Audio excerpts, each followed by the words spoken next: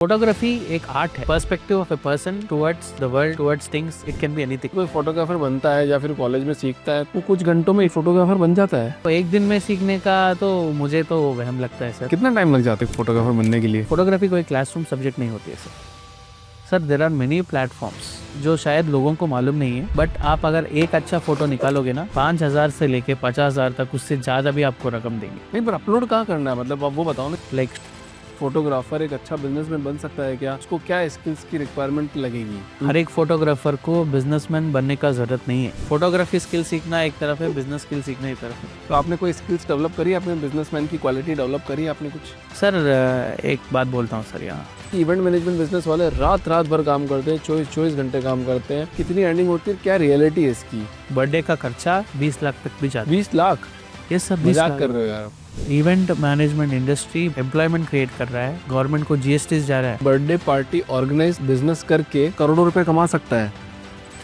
हर माँ बाप ये देखते हैं कि मतलब मेरा बच्चा बस नंबर लेके आ जाए तो सक्सेसफुल है। तो हर एक बच्चे का टैलेंट अलग है, पहचानो उसका टैलेंट और उस पर इंकरेज करो। मेहनत ज्यादा जरूरी है, किस्मत ज्यादा जरूरी है कि माँ बाप का आशीर्वाद ज्यादा जरूरी है? 8 साल का बच्चा जब उसको कुछ प्रॉब्लम है तो जाके अपने पापा को बोल देता है, आज भी मुझे कुछ प्रॉब्लम है, मैं डायरेक्ट अपना पापा के पास जाता हूँ। तो डेस्टिनेशन वेडिंग क्या 5 लाख में पॉसिबल है? पॉसिबल है सर, मगर मंडप हनीमून रूम के टेरेस पे डालना पड़ेगा सर। आनंद अंबानी और राधिका मर्चेंट का शादी हुआ है। हर एक इवेंट ऑर्गेनाइजर जो भी इसमें काम कर रहा है उनको एनडीए सेंड करना पड़ता है। अनंत अंबानी जी का एक सिक्योरिटी है, मुकेश अंबानी जी का एक लेयर सिक्योरिटी है, वीआईपी का एक लेयर सिक्योरिटी है, तो फिर अंधा पैसा तो लगेगा ही लगेगा।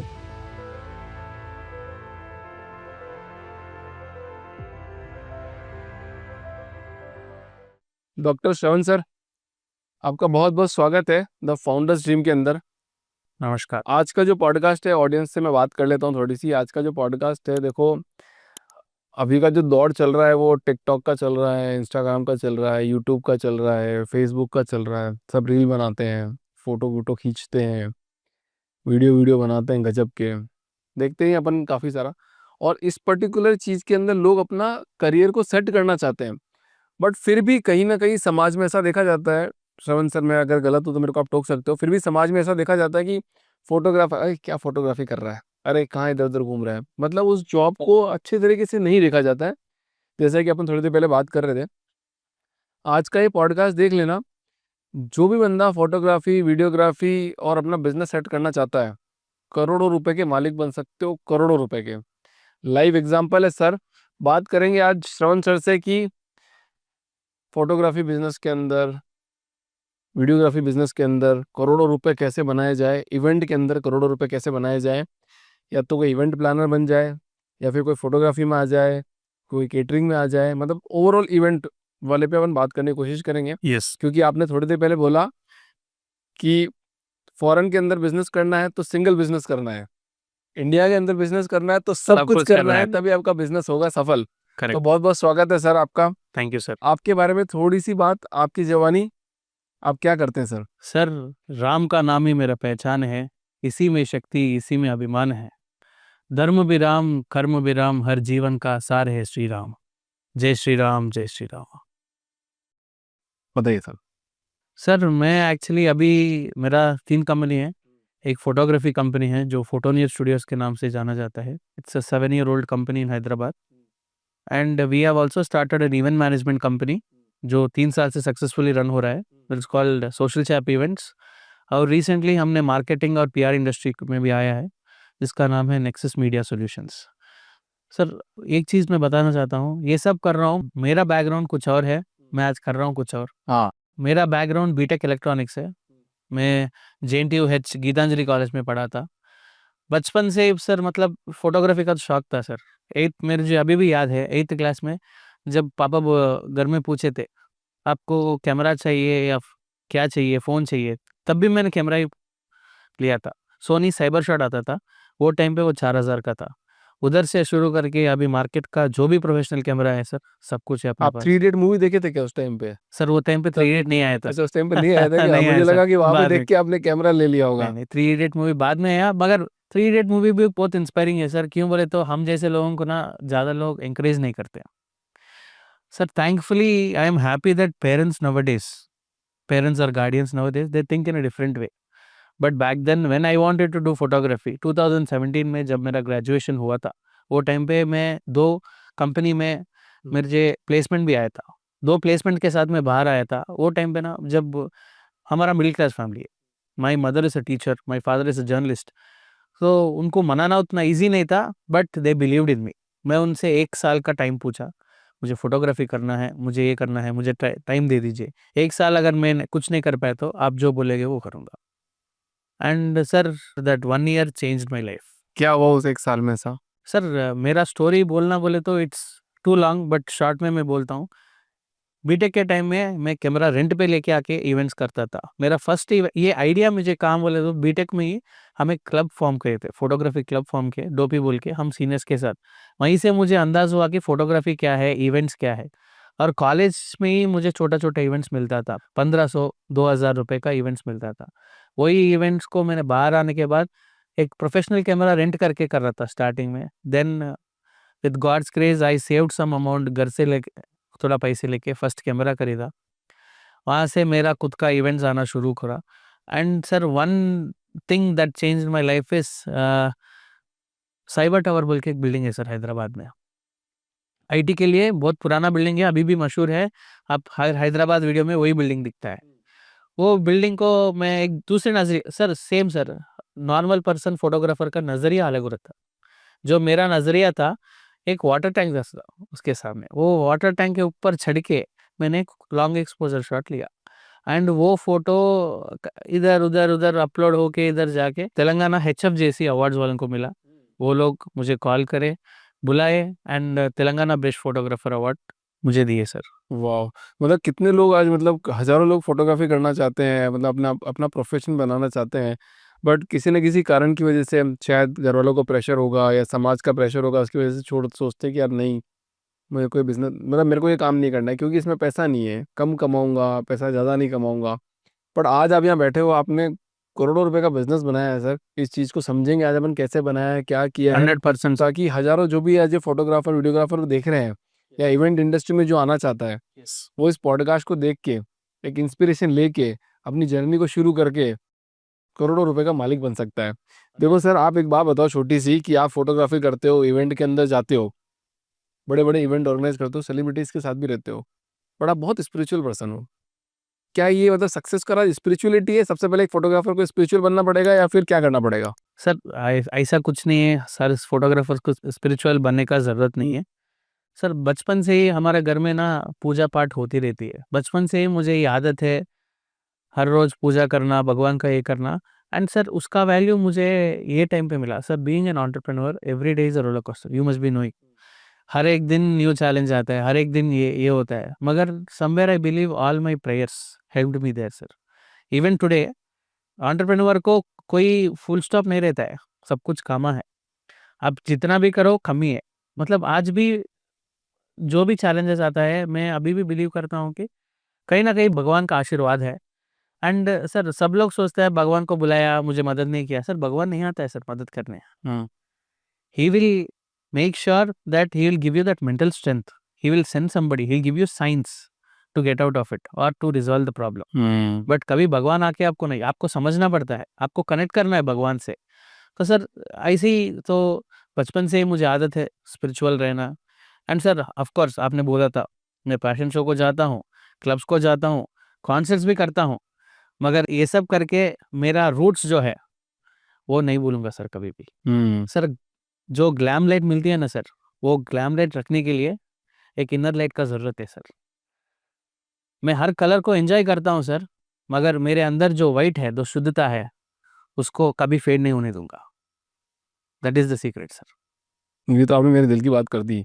चलो अब फ़ोटोग्राफ़ी की बात करते हैं। मेरे को बताओ कि कोई फ़ोटोग्राफ़र बनता है या फिर कॉलेज में सीखता है, तो क्या वो कुछ घंटों में 80% फ़ोटोग्राफ़र बन जाता है? सर फ़ोटोग्राफ़ी एक दिन में सीखना सिखा देता हूँ, वो सब एक वहम है सर। हुँ। फ़ोटोग्राफ़ी एक आर्ट है, नज़रिया, the perspective of a person towards the world, towards things, it can be anything. तो एक दिन में सीखने का तो मुझे तो वहम लगता है सर। क्यों बोलते हो, मैं भी फ़ोटोग्राफ़र हूँ। मैं फ़ोटोग्राफ़ी जब मैं 8 साल का था, जब हम ट्रिप्स पे जा रहे थे, वो टाइम पे मैं मेरा मेमोरीज़ कैप्चर करने को शुरू किया। आज मैं एक प्रोफ़ेशनल फ़ोटोग्राफ़र हूँ, फिर भी मैं हर रोज़ सीखता हूँ। कितना टाइम लग जाता है फिर भी देखा जाए तो एक फ़ोटोग्राफ़र बनने के लिए? सर अगर आप प्रॉपर इंटरेस्टेड है, आपको इंटरेस्ट है, आपको पैशन है फोटोग्राफी के लिए, तो पहले आपको बेसिक सीखना पड़ता। तो ये बेसिक सीखने को भी there are many market courses 3 महीने से लेके 2 साल तक लेते हैं। इंस्टीट्यूट से में ये सिखाएंगे, वो सब बोलते हैं। मगर सर फोटोग्राफी कोई क्लासरूम सब्जेक्ट नहीं होती है सर। सर ये फील्ड वर्क है। आप जितना फील्ड पे हो उतना आप समझेंगे। हमारा ही फोटोनिक्स एकेडमी बोल के है, जो फोटोनिक्स स्टूडियोज का एक पार्ट है। सिखाते हैं आप? हाँ सर, हम अभी आज भी मैं फोटोज अभी कल भी मेरा एक कोर्स था, कल भी मैं वर्कशॉप कंप्लीट करके इधर आया सर। सर फोटोग्राफी हम कैसे सिखाए तो बोलते हो, फोटोग्राफी को हम एक 1 वीक का इंटेंसिव वर्कशॉप देते हैं, उसके बाद फील्ड में फोटोग्राफी मेन फील्ड में ज़्यादा समझाता है। अभी हम फोटोनिक्स स्टूडियो से तो हम क्या करते हैं, वेडिंग्स है, कॉर्पोरेट इवेंट्स है, फैशन शोज है, we are into all of this things. So when a student comes to our academy, 1 week we give them intense classroom coaching. We make sure he understands everything. Then immediately we switch him to the field. We send him along with our professional photographers. That is the place where we understands. नजरिया कैसा होना चाहिए तुम्हारा, तुम कैसा photographer में भी अलग अलग है, वाइल्ड लाइफ है, पोर्ट्रेट है, वेडिंग है, फैशन है। तुम्हें जब बेसिक्स आती है उसके बाद तुम you can like know what type of photographer you want to become. तो कितने टाइप के फोटोग्राफर्स होते हैं? Sir there are endless types of photographers. Wedding photography होती है, पोर्ट्रेट फोटोग्राफी होती है, फैशन फोटोग्राफी होती है, वाइल्ड लाइफ फोटोग्राफी होती है, एडवर्टाइजमेंट्स के लिए स्टिल फोटोग्राफी होती है। सर अनेक अनेक फोटोग्राफी है। सबसे ज्यादा पैसा किस में है? सर पैसा आप डिस्कवर करना है हर एक फील्ड में सर। सब में है? सारी फोटोग्राफी में? सब में है सर। अच्छा एक बात बताओ मेरे को कि आज मैं फोटोग्राफर बनना चाहूँ और मैं एक फोटो खींचूँ बढ़िया, मतलब मैंने को लगा यार मेरे को बढ़िया फोटो खींचनी चाहिए, मैंने क्लिक कर दी 2-4 फोटो और उसको अपलोड कर दी, तो क्या उससे मेरी जिंदगी चेंज होने के चांसेस है? एक क्लिक सिर्फ तस्वीर नहीं बनती सर, कभी कभी एक क्लिक एक का तकदीर को भी बदल देता है सर। आपकी किस्मत अच्छी हो गई होगी ना, आपने बोला आप भगवान में बिलीव करते हो। हाँ आपकी किस्मत अच्छी हो गई, हजारों लोग लाखों लोगों की किस्मत अच्छी नहीं होगी। सर, किस्मत से नहीं है सर, हार्डवर्क से होता है सर, मेरा वही बिलीव है। किस्मत कुछ भी रहने दो, जब आप पूरा मेहनत करके हार्डवर्क करते हो ना, आपको सफलता मिलता ही मिलता है। And coming to your question sir, there are many platforms market में जो शायद लोगों को मालूम नहीं है, बट आप अगर एक अच्छा फोटो निकालोगे ना, उसका भी आपको पैसे मिलेगा। कहाँ डालेंगे, कहाँ पे अगर सर अपलोड करनी होगी तो कहाँ आप अपलोड हर रोज सिस्टम यूज करते हैं, उस पर वॉलपेपर आता है, वो भी किसी ना किसी आदमी ने फोटो नाम तो निकाला ही लिखा है। आता है वहाँ पे, कोई एंड्रू जॉनसन, यस जेनसन, ब्रेक्स, यस पर अंग्रेजों के नाम ज्यादा लेके आता है। सर, इंडियंस का नाम भी आएगा सर, अभी ये पॉडकास्ट के बाद सभी लोग स्टार्ट करेंगे सर। करना चाहिए, हम तो चाहते हैं कि हमारे पॉडकास्ट से कुछ भी लोगों को मदद मिले, इंस्पिरेशन मिल जाए, आपको जो स्टार्ट करो, करोड़पति बन जाओ, तो उससे बेटर, मतलब उससे बेटर हमारे लिए कुछ नहीं हो सकता कि भैया कि आज हम बैठ के अगर बात कर रहे हो, कुछ बोल रहे हैं कि अगर ये काम करने से आपकी लाइफ चेंज हो सकती है, तो why you are not doing it? आज अगर स्टार्ट छोड़ रखा है तो स्टार्ट कर देना। 100% सर, इसके लिए मैं ये भी बताना चाहता हूँ सबके लिए, there are many platforms for this. एक हो गया, आप अगर अच्छा वॉलपेपर्स क्लिक कर रहे हो, कुछ सीनरीज कर रहे हो, तो system companies, wallpaper companies, advertisement companies, ये सब भी 5,000 से लेके 50,000 तक, उससे ज़्यादा भी आपको रकम देंगे। नहीं, पर अपलोड कहाँ करना है, मतलब आप वो बताओ ना कि किस जगह सर पे जाएं। हाँ, सो नेक्स्ट क्या बोले तो there are many platforms like Shutterstock, हाँ, एडोब स्टॉक्स, गेटी इमेजेस। ये प्लेटफॉर्म्स क्या है sir, this is open platform. आपको आपका फोटो सिर्फ अपलोड करना है, एंड बाकी जो भी डाउनलोड करेगा आपको फोटो, आपको रॉयल्टी मिलती जाएगा। अच्छा यहाँ से मिलने लग जाएगा। हाँ, एक बार आपका फोटो अपलोड करो, खत्म, जितना भी क्लिक से आपको रॉयल्टी मिलेगा। देर आर फोटोग्राफर्स, वो फुल टाइम यही करते हैं, स्टॉक इमेजेस क्लिक करते हैं, शटर स्टॉक में डालते हैं, जिसको भी फोटो चाहिए डाउनलोड करते हैं, उनको रॉयल्टी मिलेगा। People are earning 50,000 to 1 lakh per month sir. सही में? यस, इंडिया में सर सबको नॉलेज नहीं है इसके बारे में। सही में करते हैं? सही में होता है, पैसा मिलता है? पॉडकास्ट के बाद इमीडिएटली आप shutterstock.com जाइए, हाँ, आप स्टॉक इमेजेस देखिए, फोटो के ऊपर वाटर मार्क रहता है, जैसे आप डाउनलोड करते हो पैसे पूछता है, आपको पैसे देके डाउनलोड करना पड़ता है, immediately you get money, it's royalty sir. Sir photography एक ऐसा इसको इंडस्ट्री, बिजनेस बना सकते हैं क्या? फुल टाइम करियर बना सकते हैं इसको। अगर आप सोच रहे हो कि फोटोग्राफी अभी भी एक हॉबी है, तो आपका नज़रिया बदलना है। तो ये बताओ कि एक फोटोग्राफर एक अच्छा बिजनेसमैन बन सकता है क्या? और बिजनेसमैन अगर बने तो उसको क्या स्किल्स की रिक्वायरमेंट लगेगी? हर एक फोटोग्राफर को बिजनेसमैन बनने का ज़रूरत नहीं है, क्योंकि स्किल्स जो फोटोग्राफी को चाहिए या स्किल्स जो बिजनेस को चाहिए, दोनों अलग है। एक फोटोग्राफर को अपना फ्रेम बराबर है, उसको बराबर एडिट करे, जो आउटपुट चाहिए वो निकाल के दिए, वहाँ तक ही है सर। मगर एक बिजनेसमैन को टीम को संभालना पड़ता है, फाइनेंसेस देखना पड़ता है, आउटपुट देखना पड़ता है, प्रोडक्टिविटी देखना पड़ता है, हर एक शूट को प्रॉफिटेबल करना पड़ता है। तो मेरे हिसाब से जब एक फोटोग्राफर ये सब में आता है ना कहीं क्रिएटिविटी मिस हो जाता है सर। मगर there are people who are doing both and I fully respect them. और कैसे करेंगे, मतलब आप थोड़ा सा कोई टिप देना चाहो, ये स्किल्स की रिक्वायरमेंट होती है, अगर ये दोनों स्किल है आप में तो आप एक फोटोग्राफर भी बन सकते हो और एक बिजनेसमैन भी बन सकते सर पहले आप अपना स्किल को मास्टर करो, जो भी है फोटोग्राफर, पहले आप स्किल को मास्टर करो। Once you think that you are able to do it, you get few assistants for you, you train them, and when you have a team, then yes, learn skills, business skills सीखना पड़ता है sir. Photography skill सीखना एक तरफ है, business skill सीखना एक तरफ है। मगर I tell nothing is impossible, end of the day if you want to do it, you do it. Even I did that and I am sitting here. तो आपने कोई स्किल्स डेवलप करी, अपने बिजनेसमैन की क्वालिटी डेवलप करी आपने कुछ? Sir एक बात बोलता हूँ सर, यहाँ जो आदमी के पास कुछ भी नहीं रहता ना सर, उसके पास एक पावर रहता है सर। आप बोल सकते हैं क्या पावर है? माइंडसेट। कुछ नहीं खोने का पावर है सर। जो आदमी जीरो से आता है ना सर, कुछ खोने का नहीं है सर, वापस जीरो गया फिर से बिल्ड कर लेगा। तो जब मैं शुरू करा sir, I am a first generation photographer, मेरे पास कुछ बैकग्राउंड नहीं है फोटोग्राफी का, मैंने पूरा हासिल करके सीखा। I was assistant for many people, मैं चेन्नई गया, मुंबई गया, कोर्सेस किया, पूरा करके मैं फोटोग्राफी सीख के मास्टर करके उसके बाद और एक कैमरा खरीद के फिर एम्प्लॉयज रख के एक स्टेप चढ़ के इधर तक आए सर। जब आदमी वहां से आता है तो कुछ डर नहीं लगता है। खोले, मैंने एक पॉडकास्ट में एक बात किया था, मनोज तिवारी जी है, आपको पता होगा, सांसद है अपने, और गाने भी गाते हैं भोजपुरी फिल्मों के, आपको पता है उनके बारे में? हाँ। तो मैंने उनसे भी यही बात करी थी सेम, तो उन्होंने भी सेम बात बोली कि अभिषेक जी, खोने के लिए कुछ नहीं है, इसलिए इतना बड़ा कर सकते हैं। जिसके पास खोने के लिए कुछ नहीं होता वो सब कुछ कर सकता है। 100% सर, जो आदमी नीचे से आया ना सर, उसका यही रहता है जिगर, कि जो जीरो से स्टार्ट करा फिर से जीरो से स्टार्ट उसको नहीं डर कर नहीं सकता, लगेगा, नहीं कर सकता डरता नहीं बिल्कुल सर। वो, 8 साल पहले मैंने जीरो से स्टार्ट करा, अभी नहीं कर सकता क्या इतना एक्सपीरियंस के बाद? कोई टेंशन नहीं है। फिर अच्छा एक बात बताओ, ये तो हो गई अपनी फोटोग्राफी की बात, क्योंकि फोटोग्राफी में भी अगर आप अच्छा जाओ तो आपको 4-5 सेगमेंट है, कैटेगरीज है, जिसमें आप अच्छा पैसा कमा सकते हो, एंडलेस लिमिट है आपके पास में, और आप फ्रीलांसिंग भी कर सकते हो और एक कंपनी भी बना सकते हो। करेक्ट, तो अब आती है इवेंट की बात, राइट। राइट? तो इवेंट मैनेजमेंट बिजनेस क्या होता है और इसमें कितनी अर्निंग होती है, क्या रियलिटी है इसकी? क्योंकि मैंने ऐसा देखा है कि इवेंट मैनेजमेंट बिजनेस वाले रात रात भर काम करते हैं, 24-24 घंटे काम करते हैं, कभी कभी तो उनको पेमेंट भी टाइम पे नहीं मिलता है, और पेमेंट मिलता है इतना लेट हो जाता है कि उनका सारा भरपाई हो जाती है, उनका पैसा लग लग गया होता है उनका।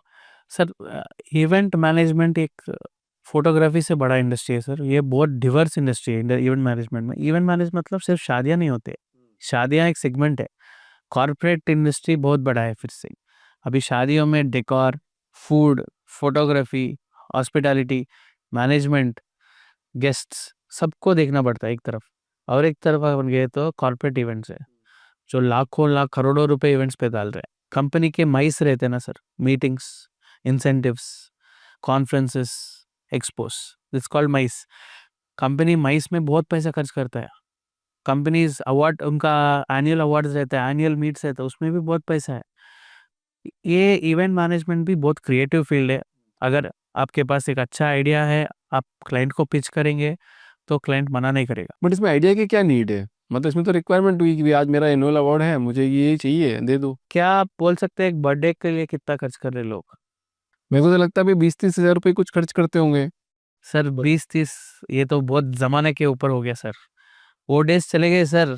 जब बर्थडे बोले तो सिर्फ एक केक, बलून देना, वो सब गया। अभी बर्थडेज में मिनी वेडिंग थीम्स करते हैं, फन जोन रहता है, गेम्स रहता है, एलईडी स्क्रीन्स रहता है सर, सेलिब्रिटी अपीयरेंस भी होता है सर।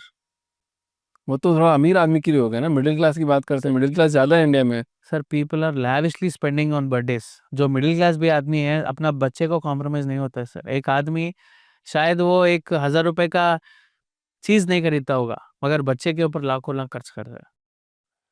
हम खुद बर्थडेज करते हैं जिसमें पूरा एक बर्थडे का खर्चा 5 से 10-20 लाख तक भी जाता 20 लाख? है। ये सब 20 मजाक लाख कर रहे हो यार आप? Sir, 20 venue. लाख कौन खर्च करेगा बर्थडे? वो तो करोड़पति आदमी होगा ना सर। अब आप तो करोड़पति को पकड़ लोगे और बोलोगे 20 लाख खर्च करेगा तो बात अलग हो गई। हमारी इंडिया की जनता देखो ना, अब कितना सब। मैं एक चीज बोलता हूँ, जो आदमी का बजट 50,000 है, हाँ, जब वो बच्चे के मैटर में आ जाता है ना सर, वो टाइम पे पैसे नहीं दिखता है, सिर्फ इमोशन रहता है।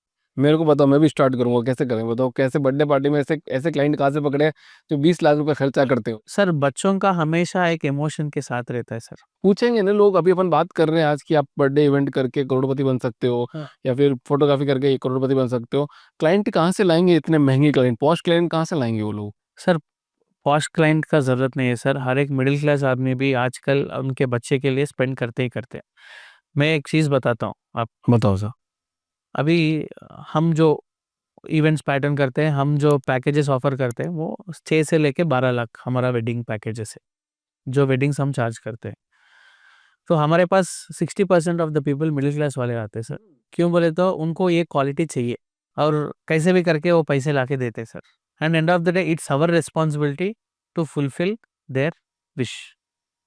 हमें इट्स आवर रिस्पॉन्सिबिलिटी, उनको जैसा चाहिए वो वैसा वैसा बना के देना ही देना है। So end of the day I just want to tell you one thing sir, लोग को नहीं मालूम कितना पैसा स्पेंड हो रहा है, मगर मार्केट में बहुत पैसा है इवेंट मुझे भी नहीं इंडस्ट्री। पता ना, मैंने आपसे तभी तो पूछा ये बात। And sir event management industry बहुत जॉब्स भी दे रहा है, सबको एम्प्लॉयमेंट क्रिएट कर रहा है, गवर्नमेंट को जीएसटी जा रहा है, बहुत जीएसटी गवर्नमेंट को जाता है। इवेंट मैनेजमेंट 18% टैक्सेस है उसमें, एम्प्लॉयमेंट बहुत आ रहा है, सब लोग मतलब सर्कुलेशन बहुत ज़्यादा है, पैसे का सर्कुलेशन इवेंट इंडस्ट्री में।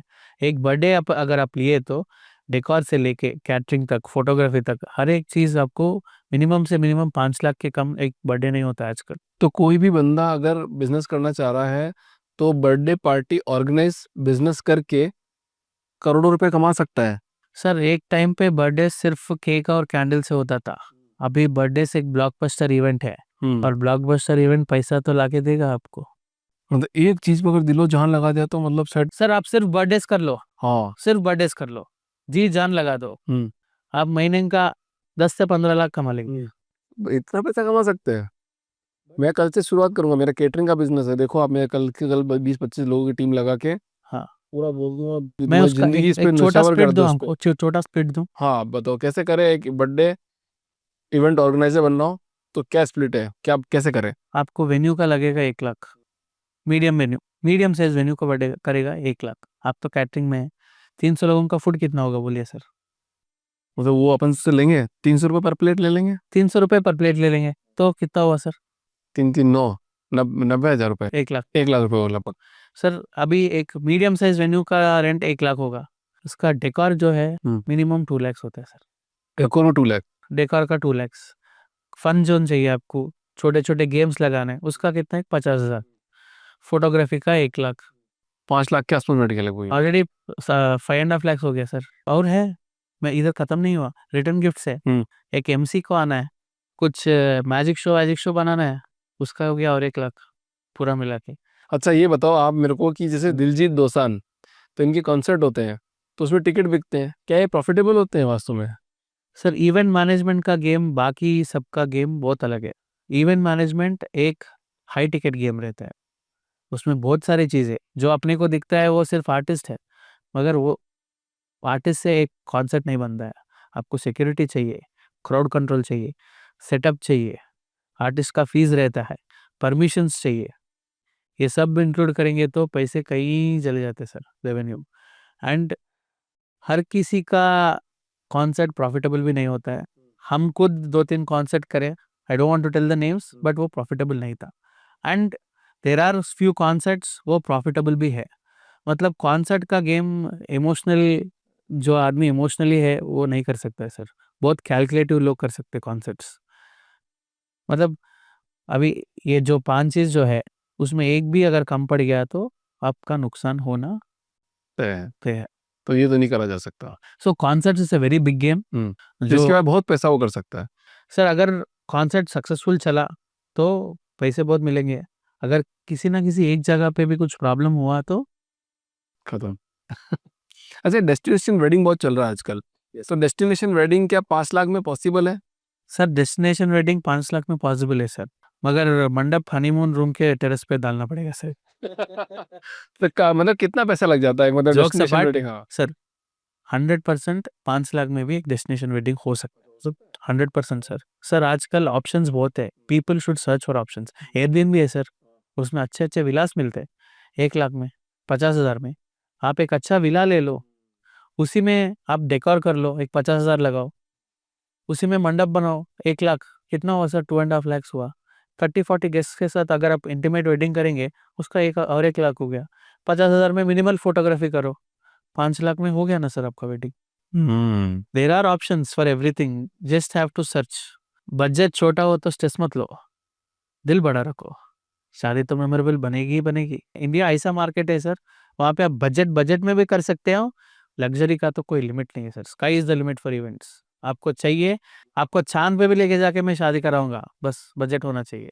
India is the only place where you can do workout things on a smaller budget as well as you can go for high budgets. अच्छा, ये जो बड़ी-बड़ी शादियाँ होती हैं, बड़ी-बड़ी सेलिब्रिटीज़, जैसे अब अंबानी जी की बात ही करें तो जो अंधा पैसा लगाते हैं, सबसे ज़्यादा ये पैसा स्पेंड कहाँ होता है? मतलब वेन्यू पे होता है, सिक्योरिटी पे होता है, सेलिब्रिटी पे होता है, किस पे होता है? सर हाँ, जैसे आपने तो बहुत बड़ी-बड़ी शादियाँ करी है। करेक्ट।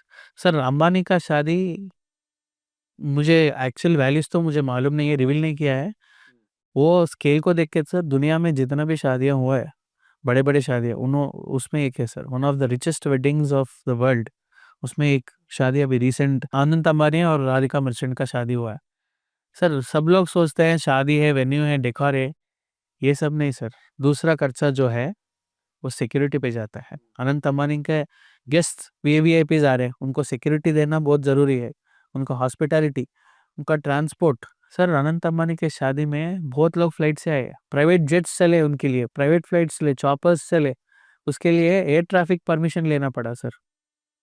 एंड मेन क्या है बोले तो, हर एक इवेंट ऑर्गेनाइजर जो भी इसमें काम कर रहा है, उनको एनडीए साइन करना पड़ता है, नॉन डिस्क्लोजर एग्रीमेंट। मतलब उनको कुछ फोटो लगाने का चांस नहीं मिलता है, किसी बार वाले को लाने का चांस नहीं मिलता है, स्ट्रिक्ट सिक्योरिटी रहता है, लेयर्स ऑफ सिक्योरिटी है सर। अनंत अंबानी जी का एक सिक्योरिटी है, मुकेश अंबानी जी का एक लेयर सिक्योरिटी है, वीआईपीस का एक लेयर सिक्योरिटी है, ये सबका हॉस्पिटल। फिर सिक्योरिटी भी रहने के लिए रूम चाहिए, उनको भी खाना चाहिए, ये सब मैनेज के लिए और एक टीम है sir. And generally big big weddings वो एक 100 रूम 200 रूम में लेते sir, they by out the property for multiple days, पूरा प्रॉपर्टी ब्लॉक कर देते 1 महीना 2 महीने के लिए। तो फिर अंधा पैसा तो लगेगा ही लगेगा सर। चलो सर, एक बात बताओ, आजकल सेलिब्रिटी नयनतारा जी, तो जैसे इनकी शादी-वादी हुई, उन्होंने फ़ोटो वीडियो बनाए और नेटफ्लिक्स पे भेज दिए। तो ये नया ट्रेंड है क्या सेलिब्रिटीज़ के लिए पैसा कमाने का? सर लोग भी देखना चाहते हैं ना सर। हाँ। नेटफ्लिक्स क्यों ले रहा है? Because people are showing interest. Sir wedding एक पर्सनल स्टोरी होता है, हुँ। सो हर एक जने का अपना खुद का इंटरेस्ट है। So few people wanted to keep it private, few people want to put it public. जब लोग इंटरेस्ट दिखा रहे हैं देखने के लिए, तो उनको क्या है sir. And yes, definitely this is going to be a new era where people are also streaming. OTT platforms और वेडिंग्स का एक इंटीग्रेशन शुरू हो गया सर अभी। मतलब आप शादी निकाल रहे हो, ओटीटी पे डाल रहे हो, उस उधर से भी फाइनेंस जनरेट हो रहा है। It's a good thing sir, it is a positive business and people are showing interest. Sir एक ही दिन में लाखों लाखों व्यू है सर नयनतारा जी का शादी का, मतलब है सर। नया बिज़नेस आ गया, नया नया लोग, नया नया नया ट्रेंड एंटरटेनमेंट है चाहिए सर, ये हमेशा। नया एंटरटेनमेंट है सर। मगर ये सब हर किसी का टेस्ट नहीं है, हाँ। हर किसी का, मतलब हर कोई नहीं लगता है। तो few people want to keep it private, तो वो तो अपलोड नहीं करेंगे, but few people wants to show it to public. इसको एक ग्लोबल एरा में लेके आ रहे हैं, शादियां भी ओटीटी पे आ रहे हैं अभी। एक बात बताओ, जब ये कोविड आया था, अभी तो 2-3 साल ही निकले हैं कोविड को निकले, तब भी आपकी लाइफ में मतलब सब तो बंद थे, तो कुछ तो चेंज हुआ होगा, नहीं फ़ोटोग्राफी नहीं करते हैं, छोड़ देते हैं? सर मैं अब आधी रात को उठा के पूछे तो भी मैं बोलूंगा सर ये। सर जितना हासिल मैंने सपना को सच करने के लिए किया था, जब कोविड आया था, that was heart breaking for everybody sir. February 9th 2020 हमने ऑफिस खोला बंजारा हिल्स में, मार्च 2021 को लॉकडाउन हो गया सर। मतलब आप ऑफिस खोलते हो, स्टाफ लेते हो, पूरा इक्विपमेंट्स खरीदना पड़ता, फर्नीचर, बहुत एक्सपेंसेस रहता है, और हम जैसे लोगों को तो पूरा पैसा उधर लगा के फिर बिजनेस करने का ही है। And immediately with in 40 days you have a lockdown, you have Covid situation, महामारी कोविड आ गया, पूरा अनसर्टेनिटी है मार्केट में। मुझे कुछ समझ में नहीं आया सर क्या करना है। मतलब मैं सोच रहा था अभी पूरा डोर्स ब्लॉक हो गया, मैं क्या करना है। तो जब मैंने सोचा सर ये नहीं हो सकता, मुझे कहीं ना कहीं खिड़की खोलना है। एंड मैं क्या मानता हूँ सर, एंटरप्रेन्योर को पहले एक सर्वाइवल इंस्टिंक्ट होना ज़रूरत है। क्यों बोले तो वो टाइम पे मुझे फोटोग्राफी चलाना इंपॉर्टेंट है, मगर वो टाइम पे पहले मैं सर्वाइव होना है। तो मैं ऑप्शंस ढूंढने लगा, क्या कर सकते हैं। अभी मेरे भरोसे स्टाफ आ गया, उनका भी मैं देखभाल करना है, सब कुछ संभालना पड़ता। तो मैं ऑब्जर्व किया कि मास्क और सैनिटाइजर्स का बहुत रिक्वायरमेंट है। तो सब लोग आईटी वाले भी छोटे छोटे दुकान लग के बेचते थे, मगर सर अपना विजन हमेशा बड़ा था। मैंने जाके 2-3 हॉस्पिटल से बात करा और उनको लाखों में रिक्वायरमेंट था। फिर मैंने दूसरे कंट्री से एक्सपोर्ट आए थे, वो टाइम पे स्टार्टिंग में मैन्युफैक्चरिंग नहीं था इंडिया में उतना। तो मैंने प्रोक्योर किया हॉस्पिटल्स को सैनिटाइजर्स और मास्क मैंने सप्लाई किया सर। तो मतलब दूसरी अपॉर्चुनिटी आपने देखना चालू कर दिया। हाँ, मगर इधर नहीं रुका सर, फिर उधर बिजनेसमैन का थोड़ा बुद्धि आ गया बीच में। तो मैंने सोचा अपना तो बीटेक बैकग्राउंड है, उसमें भी कुछ करना चाहिए। सर वो टाइम पे मार्केट में कुछ नहीं था, it was lockdown time, I am talking about 2020 मई अप्रैल। वो टाइम पे मेरा एक दोस्त था सर, और उनके एक दादाजी थे, उनका नाम एलईडी काका है, मतलब वो जुगाड़ू इंजीनियर थे। हम उनके साथ बैठ के एक ऑटोमेटिक सैनिटाइजर मशीन बना दिए सर। बेसिक एक आईसी लेके, एक नोजल लगा के, बेसिक सेंसर लेके, आप ऐसा हाथ डालेंगे ना सैनिटाइजर गिरेगा। तो एक वो बेसिक हमने एक फैब्रिकेटर के पास गया, मेटल बॉडी कराया उसका, उधर एक टैंक लगाया, छोटे छोटे कनेक्शंस पूरे लगा के, छोटा प्रोग्राम, बस हाथ लगाओ सैनिटाइजर गिरेगा। वो हमने बनाया 3500 में। वो 5500 को मार्केट में हमने 400 के ऊपर बेच दिया सर। बहुत बढ़िया सर। तो सर जुगाड़ तो करना है, सर्वाइवल तो ज़रूरत है सर। सर सब हर एक डोर क्लोज होता है ना सर, तब भगवान आपको एक खिड़की दिखाता है सर। बस आपसे बात करके मेरे को यही लग रहा है कि मतलब कहीं ना कहीं रास्ता निकाल लो और आगे बढ़ते चलो। आगे बढ़ते जाओ। अच्छा एक बात बताओ सर, कि ये international junior icon award, yes sir. इसको आप क्यों स्टार्ट कर रहे हैं अभी? नया बिजनेस की बात अपन ने करी इसलिए मैंने पूछा। और किसी ये स्पेसिफिक फील्ड में क्यों, मतलब क्या है मतलब इसका राज? Sir, IJIA Awards is going to be a platform for every kid to showcase their talent, and whoever has talent, the talent should be celebrated, sir. So ये just एक अवार्ड शो नहीं है, हम एक्चुअली ये award में भी we want to interview every kid, उनका social media को अपलोड करेंगे, और we will make sure that they get a platform to showcase the talent. Talent can be anything sir, it can be singing, academics is also a talent, singing, dancing, painting, drawing, sports, हर एक category को हम recognise करेंगे और हर एक kid का talent को हम award देंगे sir. So this is the agenda of international junior icon awards. हर माँ बाप ये देखते हैं कि मतलब मेरा बच्चा बस नंबर लेके आ जाए तो सक्सेसफुल है। तो ये सक्सेस का नजरिया माँ बाप को चेंज करना चाहिए। Sir 100% sir. क्यों बोले तो सर एक क्लास में कितने बच्चे होंगे सर? 30-40 बच्चे बैठते हैं आजकल, तो हमने तो 30-40 बच्चे। फर्स्ट रैंक्स कितने होंगे सर? तो बाकी फेल हुआ क्या सर? नहीं सर। तो हर एक बच्चे का टैलेंट अलग है। मैं क्या मानता हूँ सर, सर आपका बच्चा है, उसके आंखों में देखो, and you have to know what is his talent. पहचानो उसका टैलेंट और उस पर इंकरेज करो। वो दिन चले गए तब सिर्फ पढ़ाई सब कुछ था, अभी मार्केट बदल गया sir. Even you know that people with skill also have bright future. सिर्फ पढ़ाई से कुछ नहीं होगा सर। मैं भी उतना पढ़ाई में उतना ठीक ठाक नहीं था सर, मैं भी जॉब्स दे रहा हूँ, मैं भी सैलरी दे रहा हूँ, एक बिजनेस बिल्ड किया मैंने। तो मेरा यही है सर कि हर एक पेरेंट, हर एक गार्डियन को जो नज़रिए से वो बच्चे को देखते हैं वो बदलना चाहिए। मार्क्स सब कुछ नहीं होता है सर, मार्क्स सिर्फ एक नंबर है। एक नंबर के हिसाब से बच्चे को जज नहीं करना है, उसको उसके अंदाजे पे छोड़ देना है। Let him discover his talent, and वो टैलेंट को अपन एंकरेज करना है सर। मेरा भी यही मानना है। बहुत बहुत सही बात बोली। मेरा मानना इसलिए है सर, यहाँ पे आपको बताऊँ श्रवण जी, कि ना हमारे एजुकेशन सिस्टम ऐसा बन गया है कि जिसको जितना ज़्यादा याद है, आप समझने की कोशिश करना इस बात को गहराई से। जिस बच्चे को जितना ज़्यादा याद है, जिसने लिख दिया और जिसके नंबर आ गए, वो फर्स्ट। बस। तो आज हमारा जो टैलेंट है, जो हमारा कॉमन सेंस की बात करते हैं, जो सर्वाइवल की बात करते हैं कि समाज में कैसा जिया जाए, वो बात नहीं करते हैं। बात ये करते हैं कि याद कितना था और कॉपी में कितना लिखा। तो जब अंग्रेजों के टाइम से ये सिस्टम हमारे यहाँ पे आया, तब से लेकर आज तक ये सिस्टम चल रहा है, जो कि बना दिया गया है आपकी याददाश्त पे बेस्ड। करेक्ट। सब बच्चे तो बादाम नहीं खा सकते ना। करेक्ट। अब किसी ने तो बोल दिया बादाम खाना भी वेस्ट है।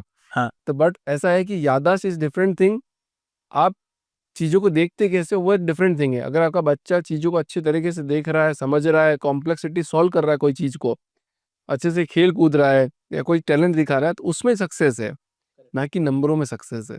Correct, 100% sir. सर क्योंकि हम मानते हैं सर, बच्चों को बड़ा होने तक इंतज़ार मत करो सर, उन्हें इतना सेलिब्रेट करो कि अभी से वो बड़ा सपना देखना सीख जाए सर, बस। बहुत बड़े हो, बड़े होके बड़े सपने देखते हैं, छोटे से बड़े सपने देखना क्यों नहीं चालू कर सकते? सर अभी आजकल सर बच्चे बच्चे बच्चे से पहले इंस्टाग्राम अकाउंट होता है सर, सबको मालूम है। जब एक बच्चा 5 साल का है, उसका इंस्टाग्राम पे फॉलोअर्स भी रहता है सर। मेरा टैलेंट मैं 20 साल होने के बाद मैंने शोकेस करना शुरू करा, बट आज के बच्चे 5 साल से रेडी है सर। बच्चे से पहले इंस्टाग्राम अकाउंट बनता है सर। तो ये प्लेटफॉर्म भी ज़रूरत है हर एक बच्चे के लिए। आने वाला बच्चा आने वाला उसका पहले ही बनाएंगे। पहले बना देते सर। अच्छा एक बात बताओ, मेहनत ज़्यादा जरूरी है, किस्मत ज़्यादा जरूरी है, कि माँ बाप का आशीर्वाद ज़्यादा जरूरी है? सर जब ये तीनों रहेंगे ना सर, तभी सक्सेसफुल लाइफ बन पाएगा सर। मैं ये बात कह सकता हूँ, मेहनत तो हर किसी करेगा, करना ही है, नहीं तो लाइफ नहीं बनेगा। किस्मत भगवान पे छोड़ दें सर। मैं तो किस्मत के ऊपर तो उतना नहीं मानता हूँ, मैं भगवान पे छोड़ दिया। जो मेरा पूजा पाठ है वही मुझे आगे लेके जाएगा सर। परिवार, माँ बाप लाइफ में बहुत इंपॉर्टेंट है सर। सर मेरे लाइफ में मेरा अभी 29 ईयर्स है। लोग शर्माते सर बोलने के लिए, क्योंकि 8 साल का बच्चा जब उसको कुछ प्रॉब्लम है तो जाके अपने पापा को बोल देता है मुझे ये है। मैं अभी भी नहीं शर्माता हूँ सर, मेरा 29 ईयर्स है, आज भी मुझे कुछ प्रॉब्लम है, मैं डायरेक्ट अपने पापा के पास जाता हूँ sir. And till today he has been guiding me. And आज मैं कुछ जो भी हूँ उन्हीं के वजह से हूँ, उन्हीं के आशीर्वाद से हूँ। क्यों बोले तो मेरा पापा हमेशा मुझे गाइड करते रहे। हर एक दिन कुछ चैलेंज आता ही रहता है लाइफ में, तो मेरा हिसाब से पेरेंट्स का आशीर्वाद बहुत इम्पोर्टेंट है सर। अगर एक आदमी मेहनत करता है तो सक्सेस आता है सर, मगर उसमें माँ बाप का आशीर्वाद है तो उसमें बरकत आती है सर। एंड ये प्लेटफॉर्म में मैं ये भी बताना चाहता हूँ कि बहुत लोग सर अभी ओल्ड एज होम्स में छोड़ दे रहे पेरेंट्स को। बहुत गलत चीज़ है सर। हर किसी को अपने माँ बाप की सेवा करने का मौका भी नहीं मिलता है सर। जिसको मिला है उसको वरदान समझ के सेवा कर लो। जो ये सब कर रहा है वो भी फ्यूचर में एक पेरेंट बनेगा, उसका ट्रीटमेंट क्या होगा? अच्छा करेंगे तो तुम्हें अच्छा ही आएगा। तुम आज जो भी हो तुम्हारा पेरेंट्स के वजह से हो, तो उनका ध्यान रखना तुम्हारा कर्तव्य है, जिम्मेदारी नहीं। सर एक एंटरप्रेन्योर को बाहर की दुनिया जितना इम्पोर्टेंट है, मतलब वर्क संभालना वो सब, घर उतना ही पीसफुल रहना भी इम्पोर्टेंट है, बहुत ज़्यादा। हाँ। जो आदमी बिजनेस करता है, जो आदमी बिजनेस संभालता है, उसको हर हर एक दिन कुछ ना कुछ चैलेंज रहता है, मगर घर आने के बाद उसको सुकून मिलना है सर। सो मेरा शादी रिसेंटली हुआ है, मतलब 1 साल हो रहा है सर। मेरा लाइफ जब से शादी हुआ वो अच्छा ही हुआ सर। मतलब my wife is very supportive. मतलब she is my comfort, she is my detox, she is my happiness. घर आने के बाद जैसे वो मुस्कुराती है, मेरा पूरा तकलीफें ख़त्म। हर एक इंडिविजुअल को ये भी बहुत इंपॉर्टेंट है सर। क्यों बोले तो अगर जो 5-6 घंटे के लिए घर जाते हैं हम, वो 5-6 घंटे भी स्ट्रगल है तो बिज़नेस करना मुश्किल है सर। Absolutely right. सो परिवार, I feel sir family is the pillar of any person, and for me my father is foundation, my family is my pillar sir. एक आखिरी सवाल इस पॉडकास्ट का सर। यस। सफल जब आप होते हो तब तो आपको सब तारीफ करते हैं, फिर जब स्ट्रगल करते हो तो सब आपका मजाक बनाते हैं, उनके लिए क्या जवाब देना चाहते हो? सर मेरे लाइफ में मेरा भी कुछ एग्जांपल्स है सर। सर जब मैं बीटेक कर रहा था सर, तो लोग हँसते थे सर, अरे ये क्या बीटेक कॉलेज में आके फ़ोटो खींच रहा है, फ्यूचर क्या होगा इसका, 10-15 हज़ार मिलेगा उसको। बहुत लोग ने मेरे ऊपर मज़ाक उड़ाया सर। मगर आज सर मैं 40-50 हज़ार सैलरी दे रहा हूँ। जो आदमी मज़ाक किया ना, उसका अभी भी 30-40,000 सैलरी है। लाइफ में किसी को मज़ाक नहीं उड़ाना है सर। हर एक इंडिविजुअल का एक स्टेज रहता है, जब वो प्रोग्रेस हो रहा था। तो या ऑफ कोर्स ट्रोल्स तो करते हैं, मज़ाक तो सब लोग उड़ाते हैं। मेरा ये भी एक एक्सपीरियंस है सर। मेरा जो गैंग था बीटेक में, तो मेरे पास ही गाड़ी था। गैंग वैंग बनाया बीटेक में? मैं गैंग में फ्रेंड्स सर। हमारा जो फ्रेंड्स का गैंग था उसमें मेरा ही गाड़ी था, वो भी सेकंड हैंड का गाड़ी था। गाड़ियों का शौक है सर बचपन से। मतलब सेकंड हैंड गाड़ी रहने दो, कुछ भी रहने दो, दिल से चलाता सर गाड़ी, दिल से चलाता था सर गाड़ी। तो एक दोस्त ने बोला था, अरे श्रवण का गाड़ी मैं नहीं चढ़ता हूँ यार, उससे अलावा मैं पैदल चले जाता हूँ, फिर रुक गया तो उसको धक्का देना पड़ेगा बोल के बोलता था। आज मैं एक फॉर्च्यूनर गाड़ी चलाता हूँ, कई अच्छे गाड़ियाँ चलाया, उसके बाद अभी भी गाड़ी नहीं है सर। लाइफ लेसन दे देगा सर सबको, अपन कुछ बोलने का ज़रूरत नहीं है। बस अपना सपना सच करना है, फोकस रखना है अपना काम के लिए एंड उसको आगे लेके जाना है। जो लोग तुम्हारा मजाक उड़ाए है, वही लोग एक दिन तुम्हारा स्टेटस जाकर चुप हो जाते हैं। तुम्हें जवाब देने का ज़रूरत नहीं है, क्योंकि जब सक्सेस आता है ना, बाकी सब साइलेंट हो जाता है। पॉडकास्ट ही साइलेंट कर दिया सर आपने मेरा। श्रवण जी, 2-3 लाइन बता दो जो फोटोग्राफी वालों को शेयर कर सकें और सब दोस्त अपने आप में शेयर कर सकें। ज़रूर सर। सर, शादी के लड्डू को भूल जाते सर, मगर एक अच्छा तस्वीर खींचे तो जिंदगी भर याद रखेंगे सर। वाह, सर, हर लेंस में बिजनेस नहीं दिखता है सर, और हर एक स्प्रेडशीट में क्रिएटिविटी नहीं होती सर, दोनों अलग है सर। सही बात है। बहुत बहुत धन्यवाद sir, Shravan sir. Thank you sir. काफ़ी मज़ा आया आपसे बात करके। Same same. और इस पॉडकास्ट से अगर किसी को इंस्पिरेशन मिल जाए तो हमारे धन्य भाग हो जाएंगे। और कोई बढ़िया बिजनेस बनाने और बाद में आके मेरे कमेंट बॉक्स में लिखे कि सर अभिषेक जी, आपके पॉडकास्ट में हमने एक देखा था और हमने ये इवेंट मैनेजमेंट का बिजनेस चालू कर दिया इंस्पिरेशन लेके। तो ये हमारे लिए सौभाग्य की बात होगी। तो आप शुरुआत कर रहे हो तो आज ही कर दो, और ये पॉडकास्ट को अपने दोस्तों के साथ शेयर कर दो जो इवेंट मैनेजमेंट में जाना चाहता है, फोटोग्राफी में जाना चाहता है, अपना बिजनेस बनाना चाहता है। तो thank you so much sir. Thank you thank you so so much much. For coming in this show. Thank you sir, thank you so much.